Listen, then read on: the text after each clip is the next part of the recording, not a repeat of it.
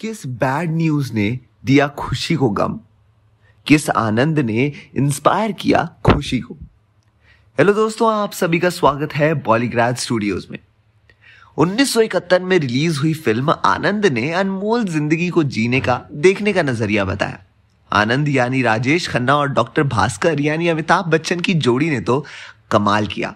और अब आ रहा है इस फिल्म का सीक्वल। तो हम आपके लिए एक कहानी लाए थे जिसमें हमने अभी तक देखा कि पलक यानी अनन्या पांडे जो लिटरेचर में ग्रेजुएशन करके दिल्ली आ गई है, पर उसे लिटरेचर में कोई दिलचस्पी नहीं है। वो सिर्फ अपने पिता के कहने पर सीखने वाली है। फिर हम देखते हैं कि वो दूर से रास्ते के नजदीक बच्चों को सिखा रहे हर्षवर्धन वर्मा यानी अक्षय कुमार को देखती है। फिर मकान मालिक से मिलकर जब वो अपने रेंट पर लिए कमरे की सफाई करती है, तब उसे एक डायरी मिलती है। उस डायरी पर लिखा होता है खुशी की दुनिया, और अगले पन्ने पर लिखा होता है आनंद, जीने की वजह। फिर पलक को पता चलता है कि वो खुशी यानी कृति खरबंदा की डायरी है, जिसमें उसने बताया कि वो अनाथ है। वो दिल्ली आकर छोटे बच्चों को पढ़ाती है। फिर खुशी ढूंढने वाली खुशी को एक बैड न्यूज मिलती है। फिर कुछ दिन बाद उसकी मुलाकात हर्ष नाम के एक राइटर से होती है। हर्ष वहां पर नया होता है और काफी जगह ढूंढने के बाद उसे खुशी के इलाके में ही जगह मिलती है। अब देखते हैं कि आगे क्या होता है।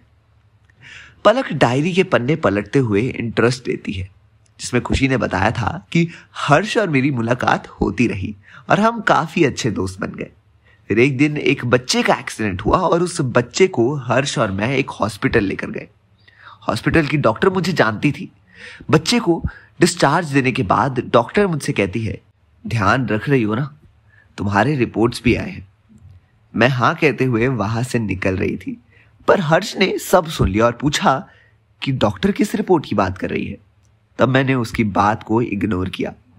हर रोज बच्चों को पढ़ाना, हर्ष की रोज मदद करने की आदत, फिर एनजीओ जाना, ये मेरा रूटीन हो चुका था।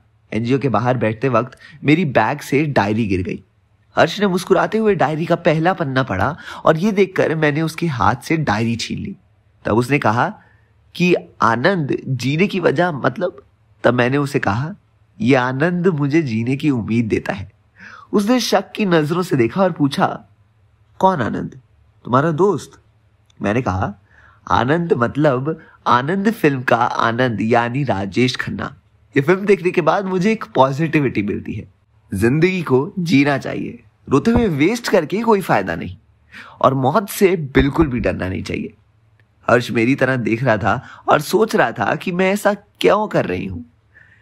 फिर उसने मुझसे पूछा कि खुशी, तुम्हें क्या लिखना पसंद है? मैंने कहा कि हाँ, अगर मौका मिलता तो मैं इसमें आगे कुछ कर पाती। हर्ष ने कहा, मुझे भी लिखने का शौक है, स्ट्रगल कर रहा हूं, पर अगर तुम अपनी कोई किताब लिखती तो उसमें क्या लिखती? तो मैंने कहा कि मैं जिंदगी की कदर करना सिखाती है और मेरी किताब का नाम होता आनंद, क्योंकि आनंद फिल्म ने मुझे इंस्पायर किया है। हर्ष को मेरी बात अच्छी लगी, पर पता नहीं उसने मन में कुछ ठान लिया था। फिर उसने कहा, काफी अच्छी बात है, मैं भी एक बुक लिख रहा हूं।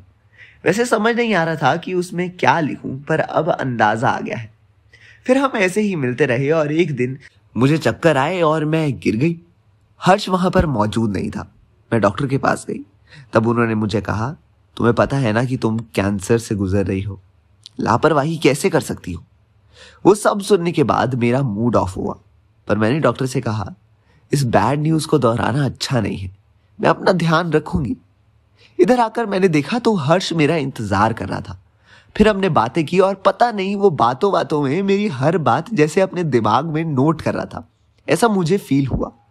तो क्या हर्ष जान पाएगा खुशी की ये बैड न्यूज? क्या चल रहा है हर्ष के दिमाग में? जानने के लिए देखते रहिए हमारा चैनल बॉलीग्राड स्टूडियोज।